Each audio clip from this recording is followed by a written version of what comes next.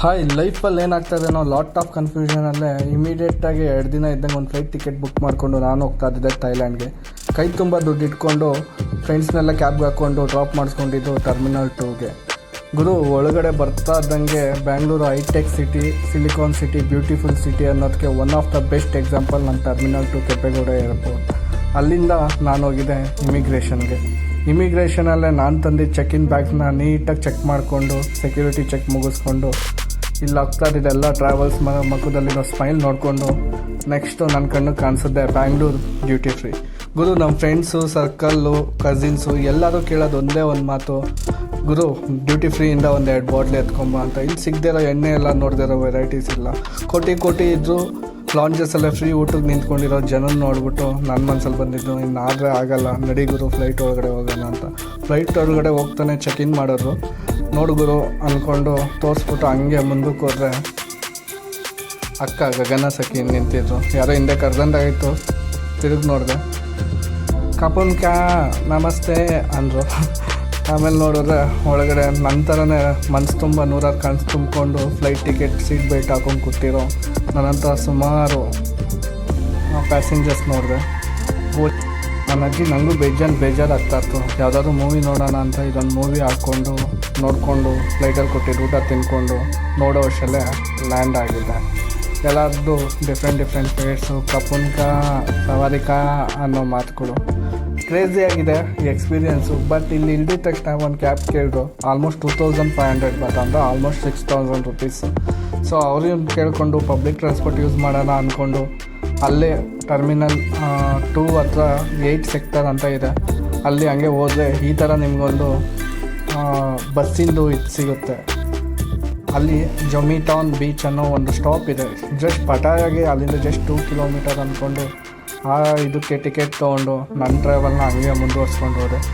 ನೋಡಿ, ಇಲ್ಲಿ ಎಕ್ಸಿಟ್ ಬಂದು ಇದೇ ಥರ ಇರುತ್ತೆ, ಲೈಕ್ ಸರ್ಕಲ್, ಅದ್ರ ಮೇಲೆ 8 ನಂಬರ್ ಇರುತ್ತೆ. ಅದರಿಂದ ಜಸ್ಟ್ ಎಕ್ಸಿಟ್ ಆಗ್ತಾನೆ ನನ್ನ ಕಣ್ಣು ಕಾಣಿಸಿದ್ದು ಬಸ್ಸು. ಇದೊಂಥರ ನಮ್ಮ ಐರಾವತ ಬಸ್ ಇದ್ದಂಗೆ ಸೂಪರ್ ಲಕ್ಸುರಿ, ಸೂಪರ್ ಕಂಫರ್ಟು.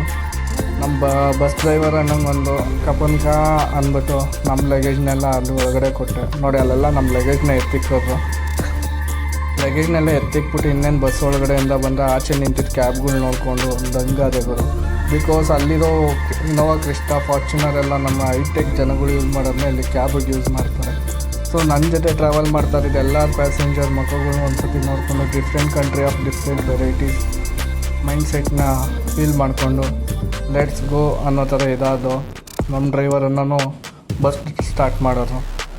ಅವರು ಕೈಯಲ್ಲೂ ಫೋನ್ ಇಟ್ಕೊಂಡು ಓಡಿಸ್ತಾರೆ. ನಮ್ಗೆ ಜಾಮೂನ್ ಅಳ್ಳಾಡ್ತಾ ಇತ್ತು. ಬಟ್ ಪರವಾಗಿಲ್ಲ, ಇಲ್ಲಿ ಟ್ರಾಫಿಕ್ ಫ್ರೀ ಆ್ಯಂಡ್ ವೆರಿ ಸೇಫ್ಟಿಯಾಗಿ ಇದು ಮಾಡ್ತಾರೆ. ಆ್ಯಂಡ್ ಸಿಟಿ ಬ್ಯೂಟಿನ ನೋಡಿಕೊಂಡು ಯಾರೋ ನಮ್ಮ ಬಾಯ್ ಅಂದ, ನಾನು ಥ್ಯಾಂಕ್ ಯು ಅಂದೆ.